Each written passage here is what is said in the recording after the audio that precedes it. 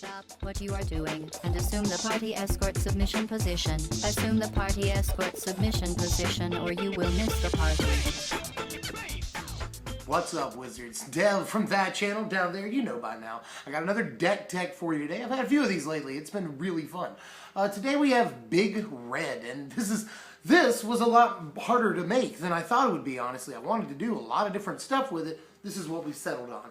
Let's dive right in here and see what we're doing. Well, we got 2 copies of Lightning Berserker to start the creatures off. Only 2 one-drop creatures. That's how you know it's not a typical red deck in this format. This helps especially against control. In development, they just called this card Fireball on a stick. There's a reason for that. It really takes people off guard. Really helps after board sweepers, which are pretty prevalent in the format right now. And Berserker is a good top deck, even at the 1-drop position. So, playing Berserker, I really like this card a lot now. We got 4 copies of something I've always been excited for. This is Dragon Whisperer, of course. This does everything. Swiss Army Knife, Mana Sink, can fly, can fire breathe, and that formidable ability is really, really, really cool. Fantastic late game Mana Sink. And yeah, I can't really say much more about Whisperer. Dragon Whisperer does the things we want it to do. It's perfect for Big Red, actually, and maybe even enables it to a degree. 3 copies of a guy that needs no introduction, Goblin Rabblemaster. Obviously just puts insane pressure on the opponent, really interacts a lot, very well, with a couple of other cards in the deck. And yeah, Goblin Rabblemaster, sort of a staple in the format if you're playing red. We're playing red, so we're playing Goblin Rabblemaster for more than one reason, but you already know all of them. 1 copy of a weird guy here. We've got Flamewake Phoenix. Now, Flamewake actually interacts with the same cards that Rabblemaster does. When it does interact well with other cards, it interacts very well with other cards. And the 1 copy is fine, I think, just because of synergy, honestly. We don't want to run into this too much, but it is good when we do. 4 copies of a pretty important card. This is Thunderbreak Regent. Really came into his own over Pro Tour Dragons of Tarkir, at least the weekend here. And yeah, Thunderbreak Regent is fantastic. Everyone knew that it was, and it turns out that it is. I mean, we're playing a grand total of what, 7? Yeah, 7 dragons in the main here. Each dragon that you play after this is added value, especially if you can get to play more Regents. He's fantastic in multiples, obviously. And yeah, Regent is probably the best 4-drop in red right now, so we're playing that. We're playing 3 copies of something that started off as a 1 of, and then became a 2 of, and then became a 3 of. This is Ash Cloud Phoenix. I've liked it since the very beginning. I still like it now. And it does very well in this deck. Turning on Ferocious for the Flamewake, and turning on Formidable and, you know, helping Formidable very much for your Dragon Whisperer. Does a lot of stuff. Does lots of stuff and is good. And rounding out the creatures, we've got 3 copies of Stormbreath Dragon, our other dragon in the deck. Stormbreath, always good. Always good. Right now it's important. Blocks a Jutai. That's a thing. We shouldn't have to talk about Stormbreath Dragon. He's good. Running 16 spells, and 2 copies of those spells are Wild Slash. Obviously, lots of cards that have 2 toughness right now. And this really isn't ever dead. It's not, you know, it's never not relevant. Double negatives for the win. And yeah, Wild Slash. We have to cover the early game because we're not as equipped for it as a lot of red decks, honestly, or a lot of control decks that try to beat aggro decks even. So we have to rely on the early game power of Wild Slash. It's a very good card. 3 copies of Draconic Roar. Draconic Roar, we've got the 7 Dragons main deck, and we're not guaranteed to always have one, but it will kill a guy even if we don't have a dragon, and there's a pretty good chance that we'll get added value out of it. And added value is good. 3 copies in the main here of Dragon Fodder. Again, this helps us out in the early game a lot. We can sometimes hold off 2 whole guys with this, you know, trade up. There's a lot of things we can do with Dragon Fodder. Again, interacts well with a couple of other cards in the deck, and Dragon Fodder is just good. That's what I keep saying about a lot of these cards. Notice, red maybe the best color in the entire format. You got a lot of versatility right now, which we usually can't say about red. Lots of power and lots of, you know, stuff to help us in all phases of the game. And Dragon Fodder, never a bad top deck for the most part, and interacts well. It's good synergy with a lot of stuff. 3 copies of something that's becoming a staple in the last few months. This is Outpost Siege. 3 copies of this again. Yeah, when I keep saying that things interact well with other cards, Outpost Siege is one of those cards. Both dragons and cons, both of those abilities are very good. But, you know, picking dragons, this helps a lot with anything that creates tokens if they leave the battlefield. It helps out with Lightning Berserker, because if you dash it in, it's going to leave the battlefield every turn you dash it in. Lots of stuff. I mean, Outpost Siege is good. If you pick cons, you get your own personal Chandra every turn. And that's really good in a sort of mid-range thing like this that wants to draw cards, get advantage. Now, obviously, you have to play that card, but just drawing 2 cards a turn effectively is really good in something like this where you want your sort of pseudo-advantage. Just two copies of Stoke the Flames. We're not doing a lot of Hordling Outburst stuff. Now, we do have Dragon Fodder, we do have Goblin Rabblemaster, so I'm not adverse to upping the copies. It started as 4, came down to 3, and I'm not entirely comfortable with 2, but we're trying to fit some stuff in here, and there are changes that can be made, and I won't blame you for wanting to play 3 or 4 copies of Stoke, because it's just always good. It's a staple card in red. We see a lot of format staples in red. Stoke is definitely one of them. Can't fault you if you fault me for only playing the 2 copies. But, you know Stoke the Flames, it's crazy. Good card. We have 1 copy of a maybe controversial card. This is Purphoros, God of the Forge. Yeah, interacts well with stuff. This interacts incredibly well with Goblin Rabblemaster, very well with Dragon Fodder, and God, Dragon Whisperer, you know, if you've got Formidable, an extra 2 damage. Axe, good with Ash Cloud Phoenix, very good interaction there because it's going to keep coming in and out. Very good with the 1 Flame Weight Phoenix in the deck, because it's going to keep coming in and out. If you have the Dragon Whisperer out, fulfills Formidable right then and there. Purphoros may have a place here in these new big red decks, but I'm not entirely sure. But we've got so much stuff that comes in and out of the battlefield. We can make creatures, we can make multiple tokens with 1 card. We can have creatures that, you know, die and come back with the Phoenixes. So Purphoros has a lot of cool little interactions in this deck and is a good creature in his own right.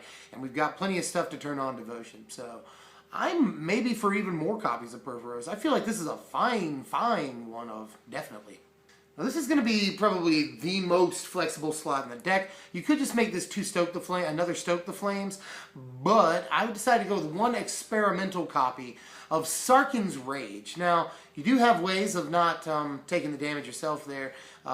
Just a surprise lightning axe, or lava axe, is pretty darn good, and you can take out Siege Rhino naturally with this, and pretty much every other important creature in the format you can take out with this. And I think that 1 extra damage is going to help out against a lot of the big new dragons that we see. It's going to help out against, like I said, Siege Rhino. And it can just go to the dome, too, if you wanted to. And 5 to the dome, I mean, that's, you know, a quarter of their life total right there, and can finish out the game for you. So I'm not entirely sold on Rage, but I do want to try it out. Let me know how you feel about Rage. For the land base, this is fairly simple. We've got 16 mountains, 6 red fetch lands of your choice, and 2 Nykthos Shrine to Nyx, because the deck is pretty mana hungry, all things considered. You've got your Purphoros that's got an onboard ability. Obviously, Dragon Whisperer has an onboard ability. You want a Crater's Claws for a lot. You want a Lightning Berserker for a lot. There's all kinds of stuff you want to do. Dragon Whisperer, by the way, has a couple of other abilities you have to pump mana into. There's plenty of stuff that you want to do with your manas. And so Nykthos is important, and you want to be able to get your mana and thin out your deck, get your drops. That's why there's all 6 fetches, or 6 copies of fetches. Could even be 8 if you wanted it to be. But the mana base isn't, you know, you don't have to be a genius to figure out the mana base for something like this. Before I go over the board, let's quickly run over a couple of cards I wanted to play, but didn't play in the main, or just didn't make the 75 for whatever reason. Then I wanted to play Zergo Bell Striker. Don't have to give too much of an explanation there. Maybe should be in the side or even the main. Let me know how you feel about that. I wanted to play Fanatic of Mogus and Sarkhan the Dragon Speaker in the main deck. They both have 1 of copies in the side. Understand Fanatic of Mogus especially looks very attractive in something like this. But red is such a good color, and there's so many different things you can do with this that it started off a Devotion deck and then became something entirely sort of different at the end. It's still very cohesive and very synergetic, but I didn't feel like Fanatic was important enough to just make this a straight up Devotion oriented deck. And Sarkhan, really want to find a place for him in the main deck. But unless I take out Sarkhan's Rage, which I probably should, all things considered, I want to try that card out for a while. I just didn't find a place even for a singleton copy of Sarkhan. Let me know how you feel about that. And finally, a forgotten card probably. I wanted so badly to play a one-of copy, or maybe even two, of Forged Stoker Dragon. You may not remember or ever have seen this card, but it is standard legal right now, and we are playing a lot of dragons. I've got Draconic Roar in there, I've got Sarkhan's Rage. And so I feel like this is relevant, really very decent against aggro and other mid-range strategies that you're just trying to swing through with all your huge dudes, and can just kill other things if you need it to. I mean, you've got Nykthos in here, so there's a chance you'll get a bunch of mana all at one time, and you can take out relatively big guys with that ability. So I think that Forged Stoker might not be the best creature ever, but might have applications in the current standard against some of the things we see. Might be a pipe dream, but definitely let me know. I'm really interested in how you feel about this after having read it now. And you probably have seen this card. I'm not saying that you've definitely never seen this. A lot of you probably have.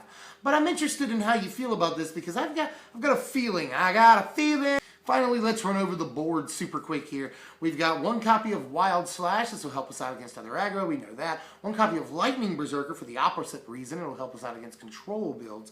Two copies of Rending Volley because I'm really worried about Ojutai among a host of other, especially white and blue, but mostly white creatures, but Ojutai, definitely that. We've got 3 Eidolon of the Great Revel. This was definitely main deck when I started off, and I think maybe it still should be main deck. You've probably been screaming at me the whole time, like, where is Eidolon in this? Because we've got so many huge costed guys. We're not that dependent on the low end of the curve, so we should be playing Eidolon main deck. Let me know how you feel about that. We've got 2 copies of Roast mostly to help us out against opposing Siege Rhinos, but also to help us out against just straight up aggro, which we still see a lot of. There's apparently at Pro Tour Dragons, there was an awful lot of just mono red aggro, and Roast kills every single card in those decks, except for maybe Regent. So yeah, play it. 2 Anger of the Gods, another card that had main deck consideration for a long time when I was building this.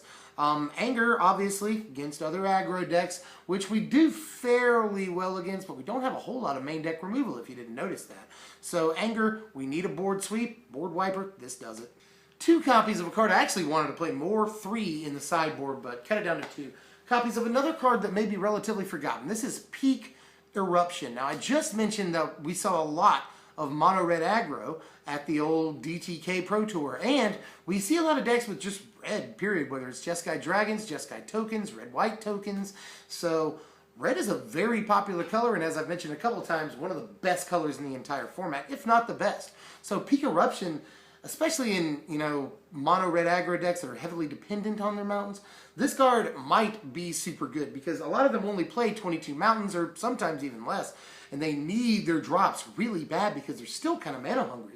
So Peak Eruption can really screw them up and get you a free 3 to the dome to kind of help your pacing out a little bit. I like this card. Let me know how you feel. Well, that's our take on Big Red for this format.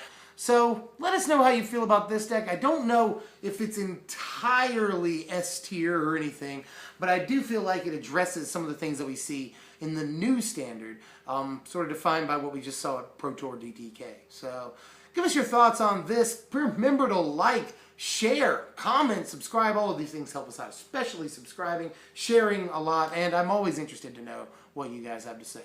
So yeah, I'm Dev from MTG. We'll be right back with Esper Super Friends. I want to get that done. Actually, I'm not sure it's going to be Esper. I've got another thing brewing I think you might be super excited for once I put it out. But it's Super Friends. So yeah, stay tuned for that. Subscribe for that content, or just keep checking our channel if you've already subscribed, because we put out deck techs and new videos about cool stuff all the time. I'm from SBMTG. I'm Dev, and I will see you fools later. Thanks for watching, Wizards.